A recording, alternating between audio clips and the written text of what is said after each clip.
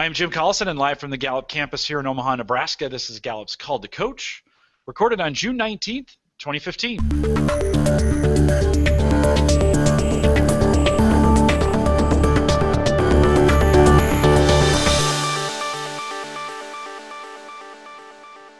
Call to Coach is a resource for those who want to help others discover and use their strengths. We have independent strengths experts and coaches share tactics, insights, and strategies to help coaches maximize the talent of teams, individuals, and organizations around the world. If you have questions during this webcast, we do have a chat room that's available for you. It's right below the main video. If you're listening to the recorded version of this or have questions about custom strengths coaching solutions for small, medium, or large organizations, you can contact us. Send us an email. It's the easiest way to do it, coaching@gallup.com. If you're on the live page right now, there's just a contact form right to your right. You can fill that out and get it to us. Don't forget to visit the Gallup Strengths Center for all your coaching resources and StrengthsFinder training needs. You can find that at GallupStrengthsCenter.com. You can also catch the video in both recorded and streaming downloadable audio for offline listening for past shows as well. We have a bunch of them, some 70-some programs available for you. They're all on our coaches blog, coaching.gallup.com. Jeremy Petrosini is our host today. Jeremy works as a senior learning and development consultant here with Gallup on the Riverfront, and he is on the Riverfront today. It's a miracle. Jeremy, welcome to another Call to Coach. Great to see you and glad to have you back on the Riverfront. Thanks, Jim. Yeah, great to be here as well. I know my family was excited that I'm in town this week as well. So excited to be here. Welcome back again for many of you who are kind of longtime listeners of Call to Coach. As Jim mentioned, even downloading audio. I met a coach about a month ago who said she listens to it when she works out, even underwater when she's swimming. That's kind of makes the time I kind of listen to these coaching calls. So we're excited again to have you guys back. If you're brand new to these calls, welcome. Again, it's part of our Passion at Gallup. We now have over 12 million people that have kind of discovered their strengths, have completed the Clifton Strength Finder, and know at least their top 5.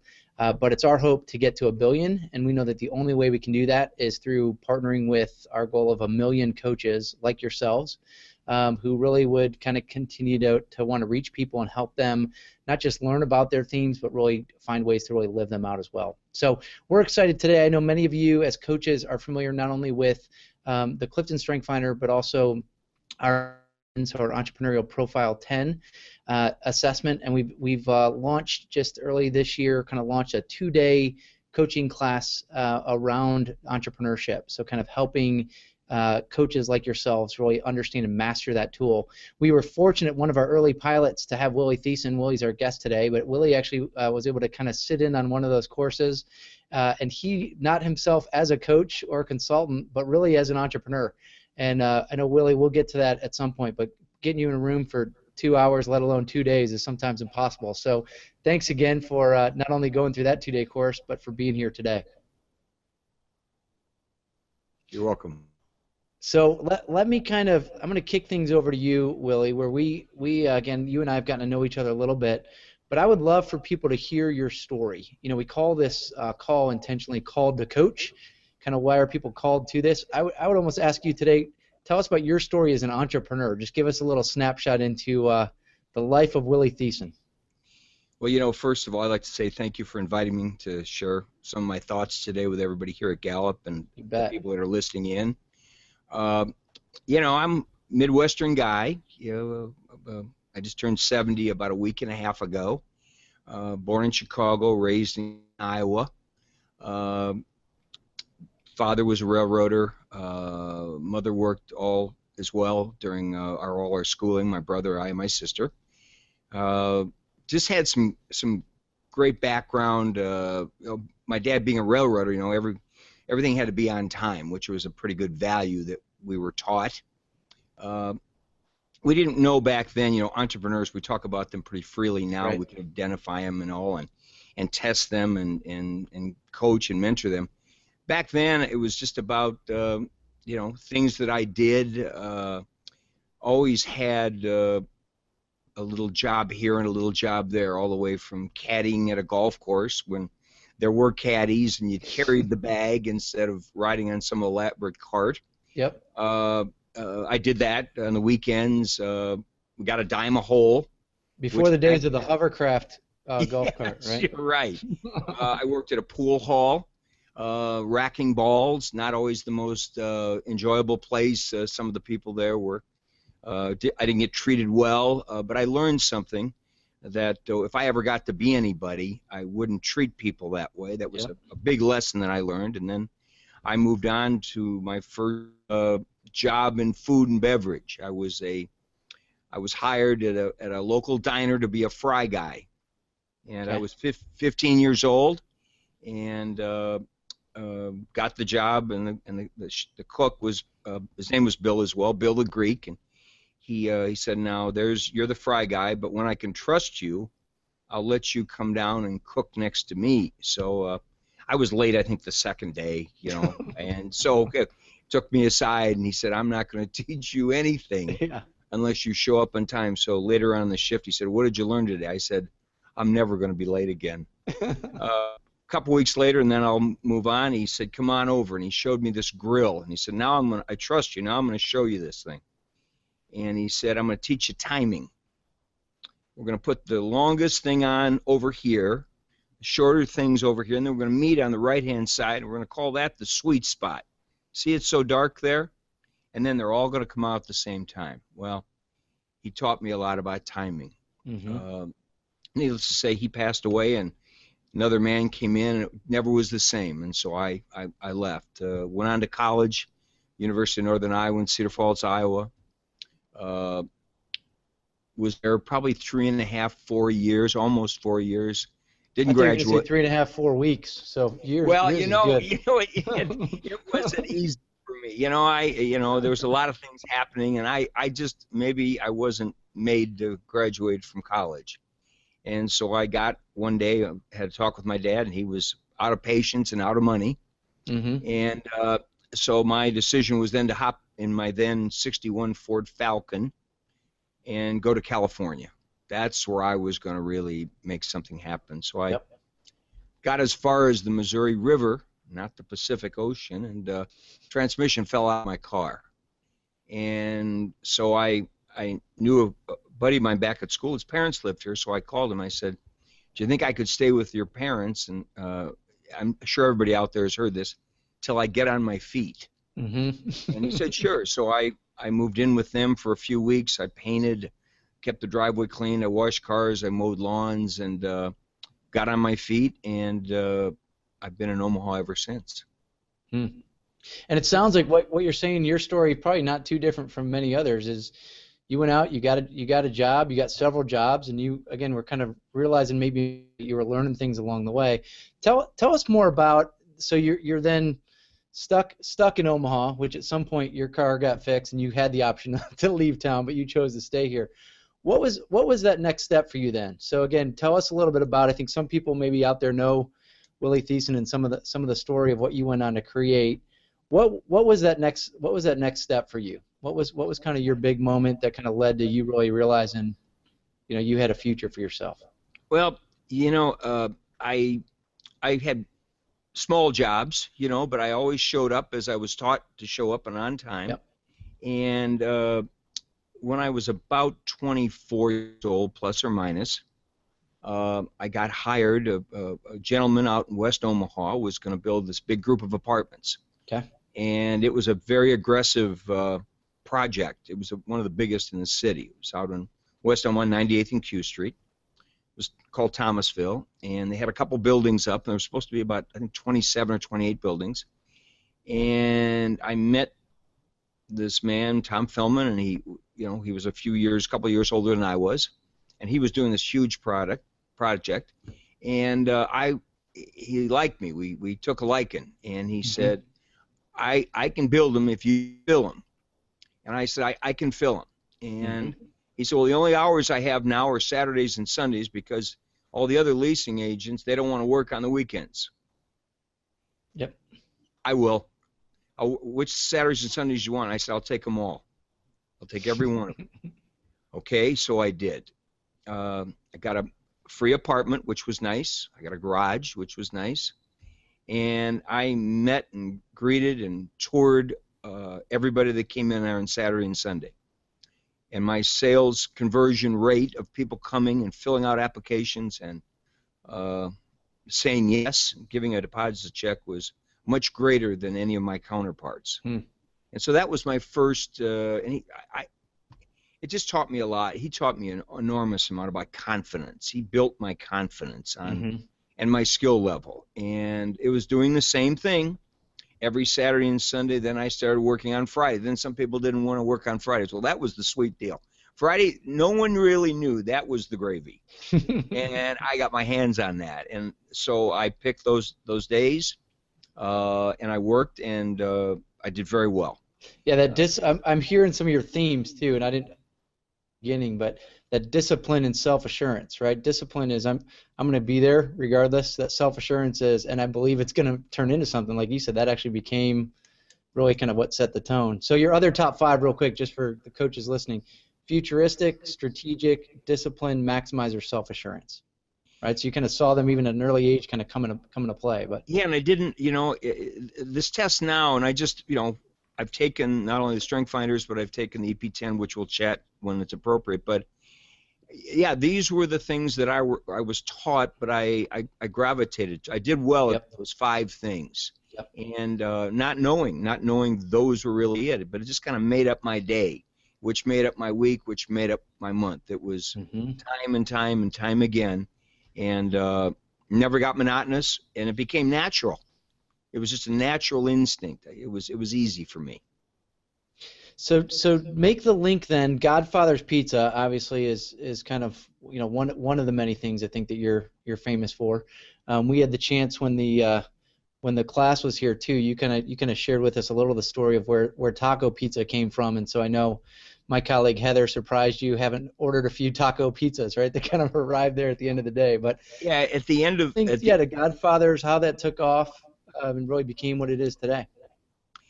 Well, we go back. I was then about 26, almost turning 27. Yep. And Tom, again, I was still working for him, so now he's going to put another 400 apartments next to the 500. Well, in the midst of that, he was one of the first people. He had vision. Yep. He put a little planned unit development, which was the mixing of retail and residential. So they put up a couple buildings, probably 8,000 or 9,000 square feet in each one. They faced each other, but surrounding them were very mobile, young. They had some spendable income. People were living, so we kind of brought the business to them. So I was in charge, of course, now I put my commercial real estate hat on. And so I went and, I got an ice cream shop, and I got a quick shop, and I got an insurance guy, and there was a hairstyle. And so there was this one spot, and it wasn't on the good hard corner. It was the other end. It was the interior, but it was still good. And for some reason, I couldn't lease it. Everybody looked at it. And by the way, and I find this very true, entrepreneurs have to see things other people don't see. Yep.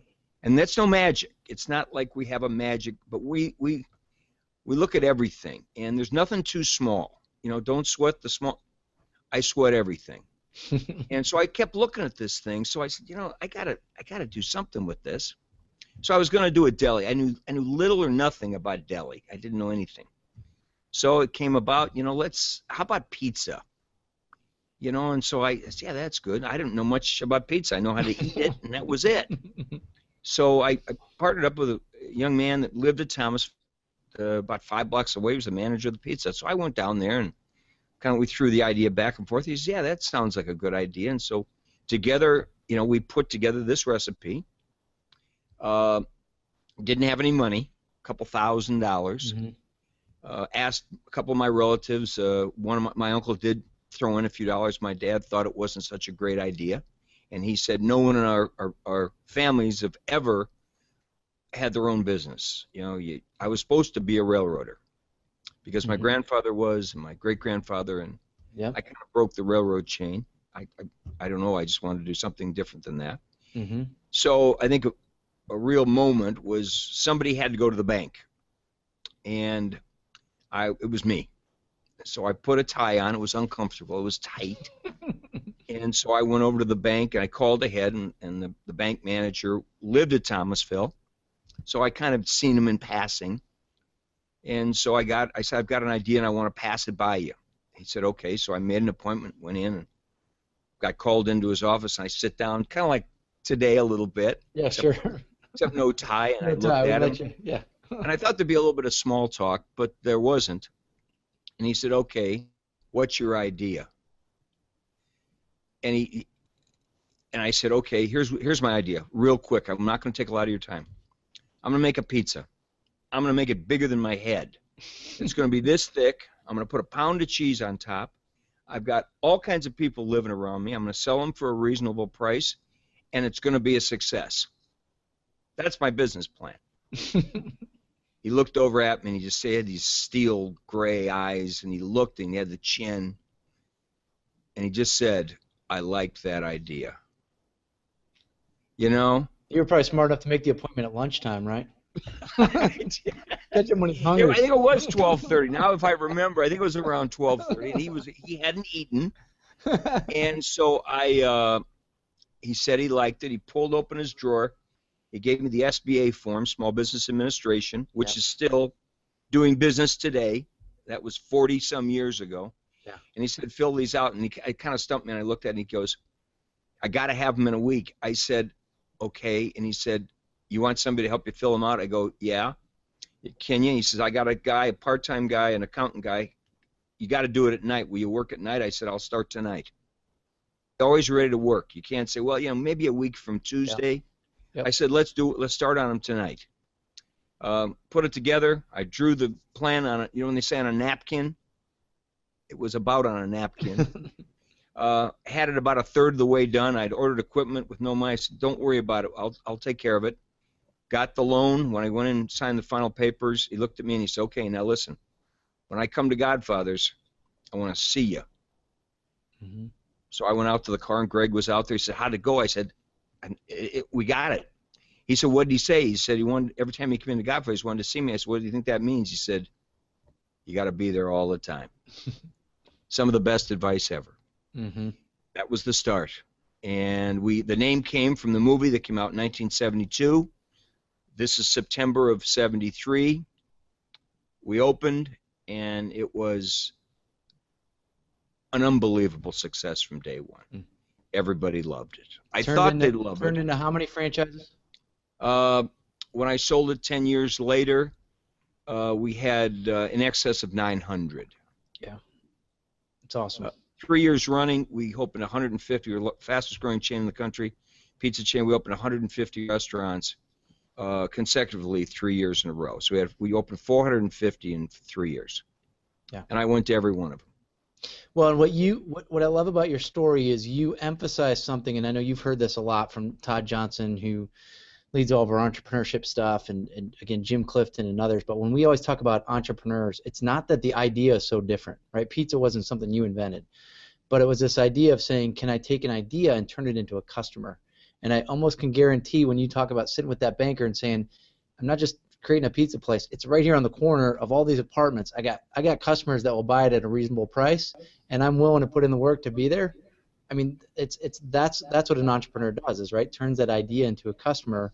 And I think that's so brilliantly, again, what you're a living example of ways that you've done that, you know.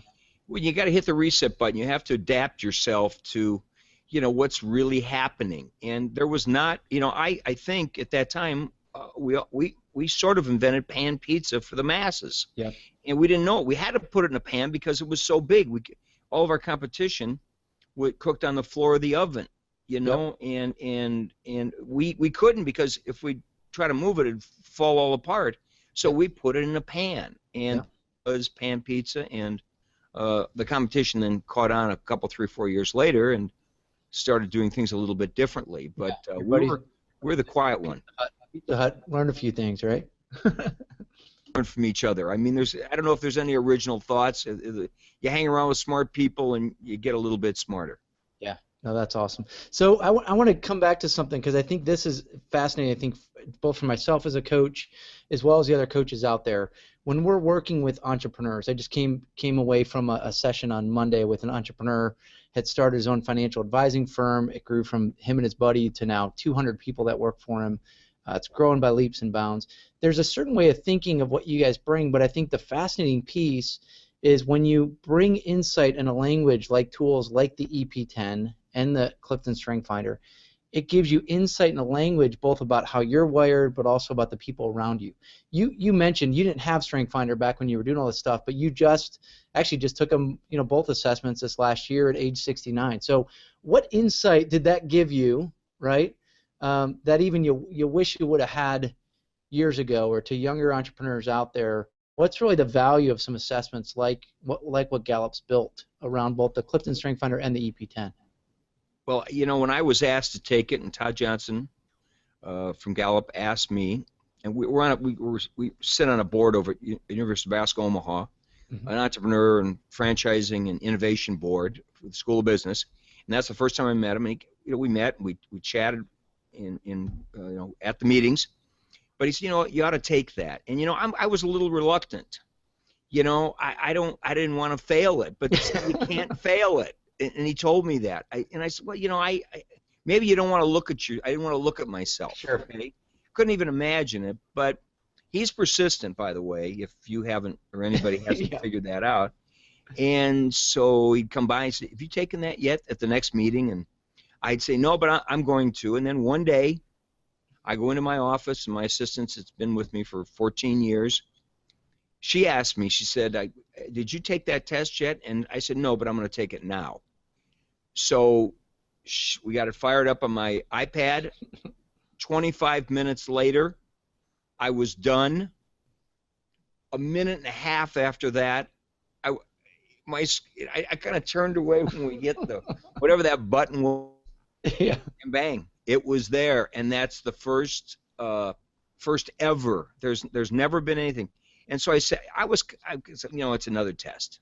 Sure. It's not almost like me. It's not part like me. It's scary, exactly what I am, and how I treat business, how I treat other people, how I task, what is really important to me, and it's defining. It's so defining. Yep. And you know what? For everyone that's listening, it didn't hurt. Didn't hurt at all. And it's a mind deal, and it's impulse answering, and you've got to be ready. You can't. It's immediate, and I like that. I like that, and immediate gratification. And my scores, things that I think are important, are clearly defined on that report. That EP10 is, it's not. It's so important to take that. And we talk about the younger folks. Yeah, I went 50-some years. I've never been tested for anything like that. I've taken IQ tests, standardized tests, driver's license, all the things you have to take, but never have I been tested like this. And the results are so important. They're important even now. Never too late to learn. Yeah, well, and I think like you've shared, there's moments along the way then when you have that insight, and like you said, you're never too late to learn. The earlier you have it, though, the insight it gives you, not just about self, but even to your partners, right? Where you could say, all right, if I'm that futuristic, strategic, visionary, you're willing to show up, do the work, be that disciplined person that's there when the banker comes in. But you quickly needed other people around you who are going to be the people magnets, right? Who are going to be the ones that are wooing the room and have that positivity and, again, communication. It's like all of a sudden, and you've talked about some of the partners that you found along the way that naturally had that, but where Strength Finder, as you and I talked, it can kind of give you that language to very quickly figure out, do I have the right people in place to almost guarantee success, to make sure we're headed down the right path. Well, and that's the key. I didn't have a legal background, so we brought aboard a real great attorney that we'd done business with that was in private practice, and that went to his wife and said, I've got an opportunity to be the in-house counsel for Godfathers. And she said, do you really want to do it? He said, I really want to do it. Yeah. And she said, go with it and do it. It was timing. He came on. We needed him. We took our company public. It takes about 2 or 3 years to get your house in order. So we brought the accounting professionals on board, on staff. We had the training individuals to train these people.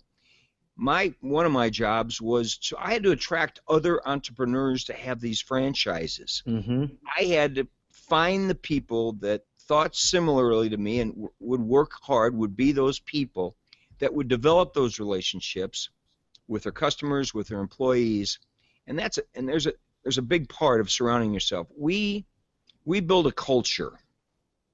We build a team. Everybody wants to be on. I want to be on a winning team. And so it was a team approach to everything. And in our restaurants, it was a cool place to work. And we might touch on first jobs. My biggest accomplishment when it came to that particular chain was to see these young girls and men and women, girls and boys that came to us, and it was their first job. We taught them the things that Bill the Greek, he was next. I was the fry guy, and then he trusted me. Well, Godfather's was a cool place to work, and it was a cool place to hang out. We let people hang out there, 14, 15, 16. We don't want any trouble, no pushing, no nasty talk. There's not a pool hall. And you could be dropped off, after the game, and parents come pick you up an hour and a half. You can, we're the first people. We had video games. We had the first Pong machine in town. And I mean, Pong. How old is that? A table thing you look down at. But people like to hang out, and parents, that was okay. That was we go to Godfather saying, yeah, drink Cokes and clean up after yourself and kind of position. But it was the best first job. We told them when to come in. We told them what we expected of them. We taught them how to answer the phone, just how to present themselves, and again, a confidence builder. And it was a start for an enormous amount of people, thousands and thousands and thousands of people, because people felt comfortable having their children or their college kids or their high school kids work at Godfather's. It was a clean, safe, vibrant learning experience, and it was everybody enjoyed it. Yeah. So two questions for you on that, because I think the first is really unique. With the coaches out there, I want you to give us all some advice on, with the entrepreneurs we're working with. I know in some cases there are people that have already established, men and women have already established a business, and so thinking about how we can help them really think, again, using kind of some of the Gallup tools, but to think about their business in a new way. And then the second piece of it, kind of, I think, alludes back to what you were just talking about, first jobs, is so many individuals too are using this EP10 tool with students. I know I had my 15-year-old son take it, and there's that, okay, if we identify some entrepreneurial talent, what do we then tell them to go do? So maybe even step off on that point. So for younger, maybe haven't yet started the business. Again, my son started a little lawn business, but what's the advice there, that for the coaches that are out there identifying talent in students, what's the advice you would say that we give them to help them develop, again, that knowledge and skills to really use those entrepreneurial talents to be successful? Well, first things first, they have to take the test. I mean, that's where we start. That all starts with that. And I think that does identify, and it nurtures, and it encourages. It's a confidence builder. It's a confidence builder. And the strengths are important. Everybody has certain strengths. I mean, and if you're not great at math, chances are you're not going to be a mathematician. That's not the end of the world, okay? I think in combination with that test, it's how we communicate with our young students. It's how parents communicate. It's how the school counselor communicates. If you've got a high skill level in the entrepreneurial side, there are programs now. There's collegiate programs. There's some high school programming, but we have to focus. That's the time. It's not a lot when you're 30 or 40 years old. I mean, we've got to start with the percentage of these folks that have this talent, because IQ tests, I'm probably a C student, but I get along with C students really well, and a lot of them are running a lot of big companies, and I don't have any problem with C students. I'm very fine with that, because I'm one of them. I think it's the test in itself is a starting point, only a starting point. And if you take the test and you throw it in the drawer, it's like anything else. But it's so valuable if then you take it to another level. Mm-hmm. Your counseling program at school, after-school projects, entrepreneurial clubs that you can join, college credit courses, summer programs, and I think in service. Yep. In service is so important. We've got to teach people how to work too. If I go to high school and I don't have a job, and then I somehow get through college, and I accumulate $100 and some odd thousand worth of debt, and my expectations are pretty high now, because I'm a college graduate, and I knock on a couple doors, and a couple doors get slammed to me, or somebody offers me kind of a job like I could have got without going to college, maybe a $35,000 job to start. Well, you got to be ready to work first. The best time to find a job is when you have a job. That's the best time to find a job. It's tougher if you don't. So the expectation level, and what have you done? Well, I've gone to college. Did you caddy ever? What's caddy? What does that mean? Is that an attitude? Did you ever flip burger? Oh, no, I don't flip burgers. No, nope. Anybody in your family flip burgers? We eat burgers. Okay? Eat burgers. We've got to be ready to work, and that's why classes at school start at 8 o'clock, because work a lot of times starts at 8 o'clock, and it's about being on time and hitting the ground running. And I think this testing is a starter. It's like a kickstart, an early kickstart, and not just how we can get through a sophomore year and what are we going to do hanging out all summer. It's giving back. And it's in service, and I see these people. The current restaurant that I developed 5-6 years ago is Pitch. It's a local place, but we stress that. We stress in-service things, and the cream. You know where the cream is. Where does it rise? It's there, and it's not 98% of the milk. It's a couple percent, I think, or 2 or 3%. But boy, how important that is. And you can get there. You can get there, and you can make a difference. And I'm a big believer in that testing. And Willie, I don't know if you remember specifics on your EP10 result. You were what, eight or nine of your top of the 10 talents were dominant for you. That's correct. And that, I think the cool insight on that is, we know that's true again, even if we would have tested you 20 years ago. And what you're hitting on, which I think is so cool, is imagine even when you started that very first, at that point it wasn't a franchise yet, it was just a restaurant. But it's like, imagine taking that assessment and identifying who's the cream of the crop of, are these your future franchisees? Are these your future people that maybe you could even leave to run that that restaurant when you go open the new chain?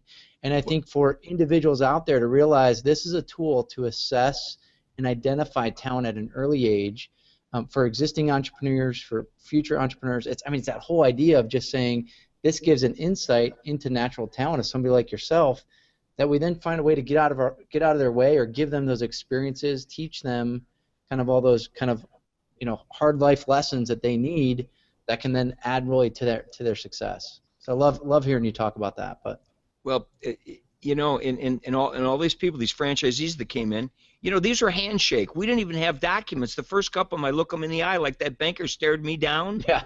I'd look them in the eye and I said, "No, listen, you got to do it." Columbus, Nebraska was our first franchise, and these 3 mailmen kept coming in every Sunday afternoon to eat pizza and that. I said, "I'm not going to Columbus. I'm not going up there." They didn't give up. They kept coming in. I said, "Okay, I'll drive up there." It was assistant postmaster and 2 letter carriers. And they said, we got a place we think you'd like. I looked at it, and it was nice. And I said, "But you got to do everything my way. And I can't just hop in my car, but I will. I'll come up here, but I'm not going to tell you when I'm going to be here." They said, "We'll always do it your way. Don't cut back. I want a pound of cheese on every pizza, every large." They ended up opening several. Their accountant opened up several. Their attorney opened up several. But we all stayed with the same plan. We're going to keep them clean. We're going to incite the people that are there, make them enthusiastic about working there. We're going to make it a safe environment for the customers and everybody that works there. And that was it. And they were entrepreneurs. They were letter carriers. And they said, we want to do this. We've always wanted to have a restaurant in Columbus, Nebraska. And they got it. That's great. Yeah, and share real quick, too, your advice, again, as a so with the coaches out there. I know you shared some of this with the coaches that were in that 2-day course with you. So, again, we have that Coaching Entrepreneurial Talents course. Again, it's primarily geared for coaches, but you were able to sit in there and gain insights that you can use as a mentor. I know you've shared even stories with me of people you've been able to influence, colleagues, that you've helped inspire them, or you've come alongside high school students to really inspire them. What's that advice that you'd give us as coaches for how we come alongside entrepreneurs like yourself? Again, they may not come to the 2-day course, but what is it that again, you guys are moving so hard and fast as entrepreneurs? There's so much on your plate. Everybody wants a piece of you, a time in your schedule. What's your advice for how coaches can kind of come alongside to kind of grab the attention of these entrepreneurs and really help them again to see the value of these tools and what it can mean for their business? Well, can I talk? I'm going to speak on the coaching class that I came to the 2-day. So for me, I won't say broad-based entrepreneurs. That 2 days was that was a commitment. Yep. To stay in one place for 2 days. Again, we're back to Todd Johnson.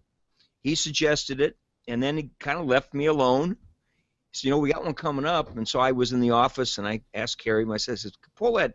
Let's see what that schedule looks like. And it was a month or a month and a half away, and I said, all right, let's go. Paid for it. Yep. Got on the schedule. I knew I wanted to pay for it because that's a commitment. Paid for it. Got ready, and as it came down to the day coming, I can't. Yeah. It seemed like a good idea, but I didn't want to get in trouble. So I said, I'm going to go. Well, I'll tell you what. And you thought you'd try to be able to sneak out, but we put you right in front and center, right? Yeah, you put me in front where I don't want to be. When slackers, I kind of want to be in the back a little ways and not be asked anything. Right up front with 14 people that I didn't know any of them. They were from all over the world, actually, not just the country. Yeah. They didn't really know me, which was really kind of nice. And I got a comfort zone. We had a table. We had 3 people at it, including myself. And everything was going. The first day went good. And of course, all the Gallup folks are in the back. You kind of forget they're there. But you and several of the coaches, it was nonstop. And I thought, they're going to let us out of here 3:30. We're gonna get that early out. I'll tell you what, 3:30 came 4 for, but I didn't ever want to dive out. We kept 4. I was tired at the end of that first day. Sure. But I was ready for the next day, and your coaching staff and style. Right before we left, we had a lot of materials, and so we were going to leave them there or take them with us. So one of the ladies came over and I said, now I'm going to leave. I asked her, I said, I'm going to leave my things right here. I'll be here right here tomorrow. And she said, I said, we're not going to move and get you. Oh, yeah, she said, you're going to move. And sure enough, next day my stuff still in front, but over to another table, brand new people, and we had to start from zero with a new team and all the projects we did. That was the best. That was the best. And I encourage the coaches to, I'm probably going to sign up for another one that's even a little more extended, a little more intensive. I encourage people to do this because what I got out of it was invaluable, just to meet and interact with these other people and to tell our stories. It was a storytelling time, how we got where we are, what we do, what light bulbs have gone off, where we're going from here. It was a great experience, and it's the only thing like that I have ever been to. There's nothing, I can't compare it to anything else. Yeah. Well, and I think it's where the real value of having individuals like yourself who, you are an entrepreneur, you've been there, you even understanding the tool well enough that you can, again, mentor others, kind of come alongside them, or even there might be partnerships where you've got coaches like myself that work along somebody like you that we together are coming alongside an entrepreneur. I know when we launched the program in Nebraska, that was a big part of it, that you kind of had these mentors that kind of came alongside you. And I think that element You even said something in the class that I just will share out loud for everybody, and you alluded to it earlier. Where could we find you? Anytime that Godfathers is open, we'd find you there. So if I was a coach going, hey, here's somebody I could help their business, if I was smart, I'd just start going in there, probably at a time of day maybe where there was a little lull, not where you were super busy. You and I would become friends. I'd make sure at some point, like Todd Johnson, I get you to take Strength Finder, and we're almost coaching in the moment, where all of a sudden you begin to see the insight behind it. We begin to see the value it could bring your team. I begin to hear you talk about you're gelling really well with, and others that there might be some frustration with. But I think all of a sudden it creates that opportunity. Instead of telling you we need to spend an hour on the phone and you need to pay for this coaching, do we find ways to interact with entrepreneurs that all of a sudden we become a necessary partner, in your enterprise? And I think that's the opportunity that's there. Since the course. Yep. If I can share one quick story, if we Absolutely. have time. Yeah. I got it was about 10 weeks ago. I got a call on a Friday in the morning. I was talking to somebody, and a gentleman I've known for umpteen years comes in, and he stops by from time to time, and he sat down, and I called him by name, and he said, Willie, can you help me with something? I said, sure. What do you need? He said, my son is senior. I knew his son, senior at one of the local high schools, good high school. He's a good boy. Not going to graduate. He's got 27 more school days, tardy assignments, months behind, some absence, just kind of coasting, Mm-hmm. And he said, can you do anything? And so it took me about 5 seconds to say, it was a Friday, and I said, okay, have him in my office tomorrow at 10:30, and he better not be late because the door will be locked at 10:31. And he said, well, I know he'll be there because I'll pick him up. I said, no, you're not picking him up. You're not part of this. Remember, you wanted me to do it. Yep. So you go do what you do. You have him in there. I got there 10:15. The boy was there. I know him. We came in, sat down at a conference table, and I usually sit a spot over there. And he could have sat here, but he sat closer, which I liked. He was ready. No yelling, no screaming. We just talked. Where are you in your life? Let's start with where are you? Where do you want to go? You want to go anywhere? I said, they're not going to hold you back in 12th grade. You don't get it. You're gone. You're a statistic. Then where are you going to go? How's that going to all go then? What's the plan? So he shared with me emergency medical classes that he wanted to take at a local at Metro Tech. Mm-hmm. I said, okay, but you can't go there and say I couldn't even graduate. So we got to get going. Mm-hmm. Mm-hmm. So with that and about 70 or 80 emails back and forth, mm-hmm. counselors, I got tuned in to all the emails they got from the school. Got graded every day, of course. Nowadays, I never would have made it. If my parents would have seen my grades every day, I would have been in trouble all the time. But you can get your grades every day now. Anyway, 27 school days later, walked across the stage, and I said, you can't go over and get a tube with nothing in it. That doesn't count. And we made a bet. I put my hand out like that banker, and I held it. I said, I'll bet you. I'm betting you hard money about this graduation. He grabbed my hand. I said, if you don't, I'll be out after. And it's not $10 at a time back. It's all. Right. Yeah. I'm not a banker. Graduated. I paid what I said I'd paid to go to his schooling.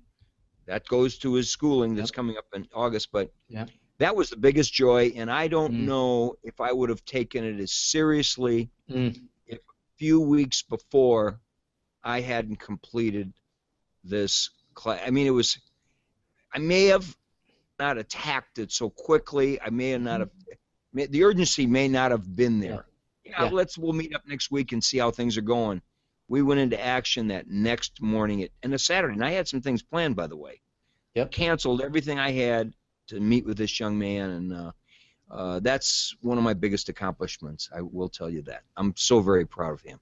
Yeah, well, I love you sharing that story because, again, I mean, you've heard Jim Clifton. Again, we've as Gallup, we've been on all the news channels and kind of talking about it, writing about it, the importance of jobs. And I think so many times people don't have that inspiration, motivation again, the number of jobs in America are new jobs kind of being created, and new entrepreneurial startups are lower than they've ever been. So it's like we need those stories of inspiration to push, kids like that to, hey, just you got to keep on. And I think that's where this message again of helping people discover their strengths, their talents, coaches, mentors coming alongside to push them, I think obviously is not just great for that kid, but it's great for the number of people that it'll impact. I mean, when he gets his degree and comes back saying, hey, here's what I'm doing, and the people or patients or people in critical care that I'm taking care of, I mean, there's a sense of pride that you go, all right, I get to play a role. He's going to volunteer after he completes this 4-month class.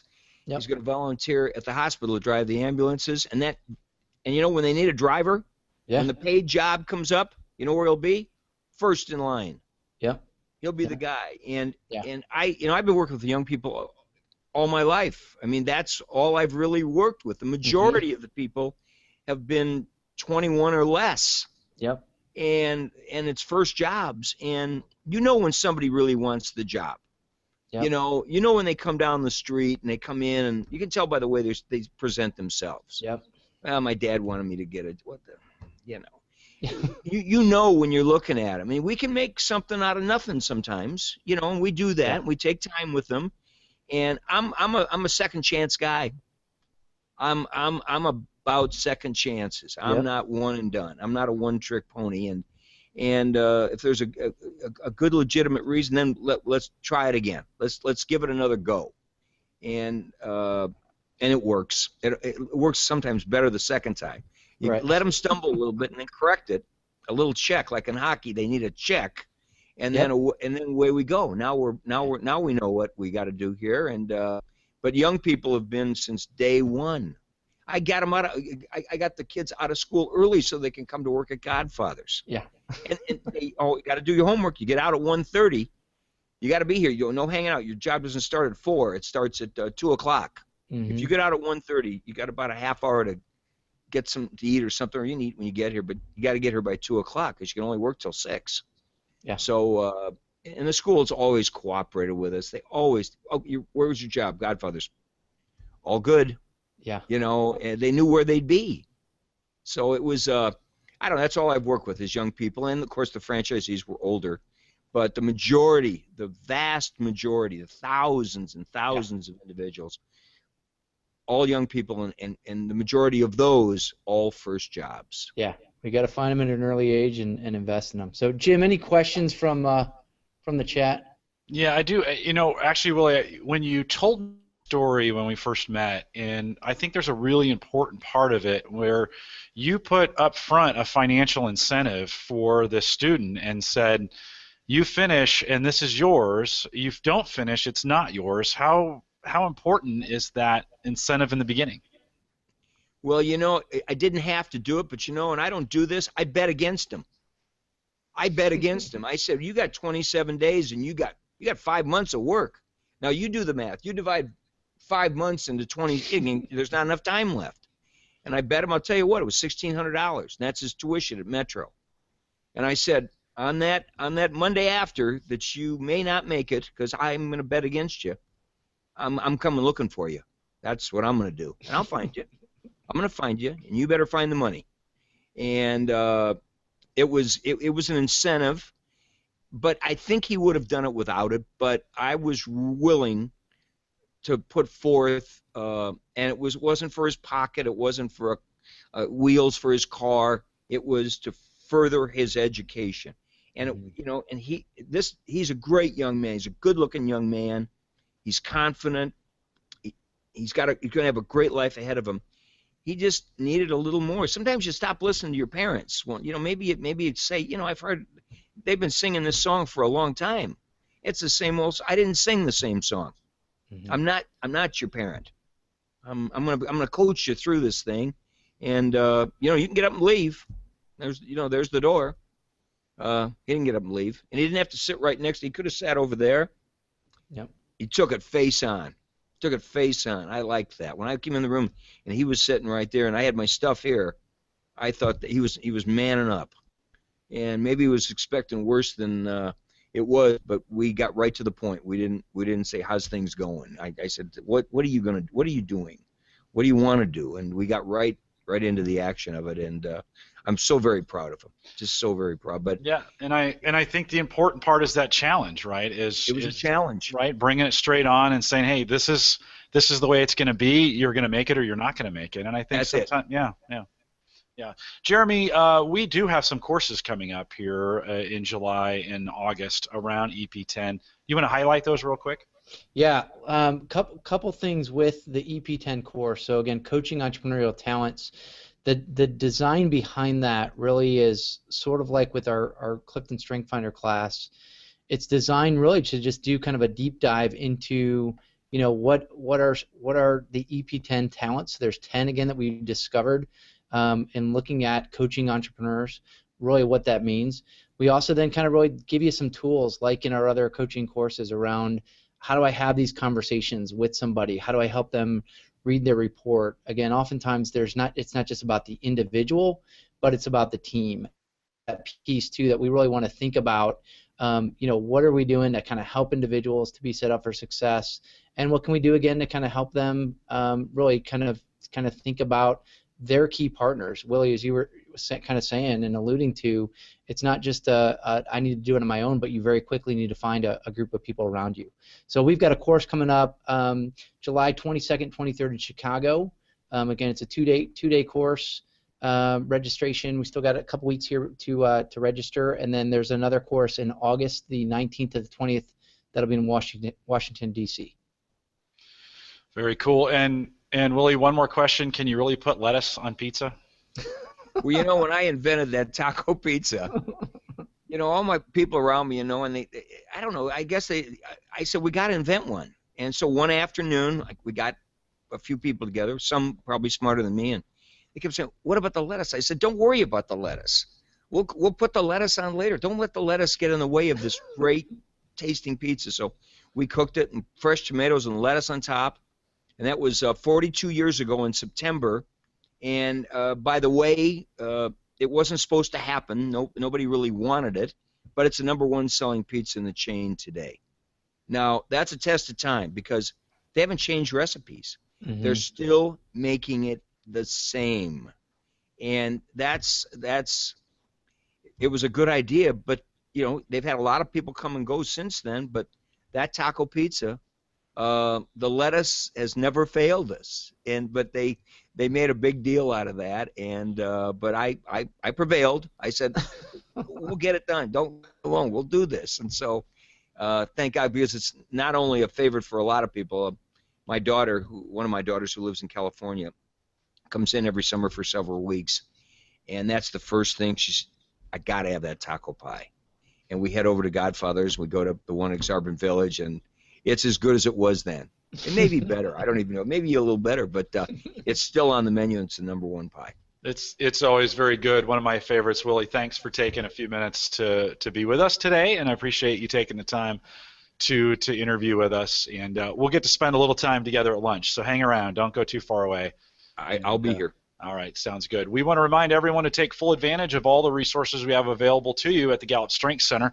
If you want to see the courses, it might be after August or September that you listen to this program. And so if you want to get availability to all our courses that are available, they're all listed at the Gallup Strength Center. So just go to GallupStrengthCenter.com for all the needs. The list is out there as well. You can get a list of coaches. If you have any questions about any of this, send us an email, coaching@gallup.com. You can catch the recorded audio and video of this program and past ones as well out at the coaches blog, coaching.gallup.com. We now have some 25 global meetups going on around the globe, actually, but 20 here in the U.S. and 5 international. When you're out at the coaches blog, hit the meetup tab.